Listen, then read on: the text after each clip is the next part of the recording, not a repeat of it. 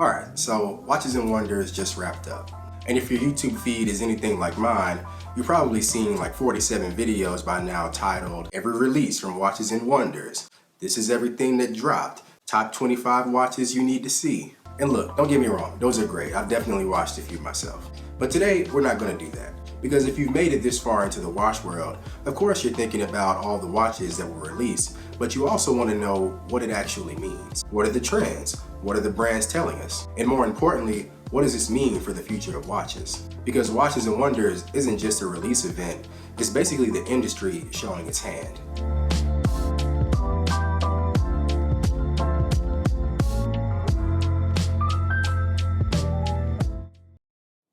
So before we get into trends, let's acknowledge the obvious. Rolex did some things. New Daytonas, new Oyster Perpetual dials, anniversary pieces. You know, nothing too crazy. But also, somehow, everything is sold out already. Cartier also, in my opinion, was one of the best shows. The Privé collection, tanks, crash variations. Cartier is really out here reminding everybody that shape matters. Then you got brands like Tudor and Hermes also doing their thing. Some stuff is safe, some less safe. But here's the thing, the individual releases are interesting, but let's dig into the trends. So this year, we're definitely seeing a continuation of the smaller, more moderately sized watch cases. And it's not just from one brand, it's from everyone. Which means that it isn't a trend, it's a continued correction. Brands are realizing that a lot of people don't want to wear a hockey puck on the wrist. And honestly, in my opinion, this is a good thing. Because to me, smaller watches wear a little better, they feel a little more refined, and they just simply fit most people. Now, this might be the most interesting shift. For years, watch marketing was all about specs, power reserve, water resistance, accuracy. And now, brands are realizing something.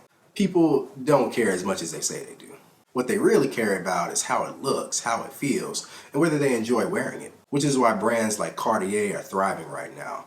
They're not selling specs, they're selling design. Meanwhile, some brands are still like, this one has 600 meters of water resistance. And everyone's like, yeah, cool, I work in tech. So in my opinion, this is where things get really interesting.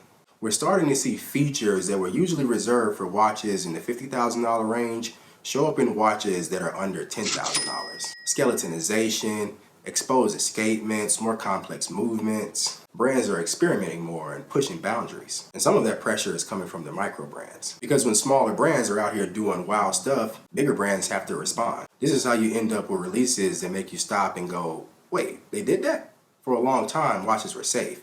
Black dial, white dial, maybe a blue dial if you're feeling froggy. Now we're seeing color and texture and unusual materials. But the important part is that brands are taking risk again. And honestly, I'd rather see a weird watch than a boring one, even if it doesn't make sense, because at least someone tried.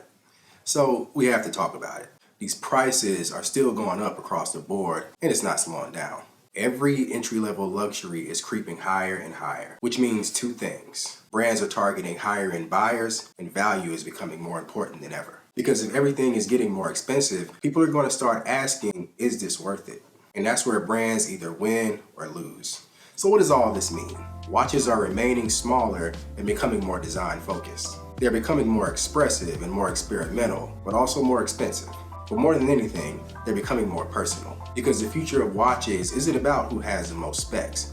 It's about who actually makes what people want to wear. And that's what Watches and Wonders really shows us. Not just that watches exist, but where the entire industry is really going.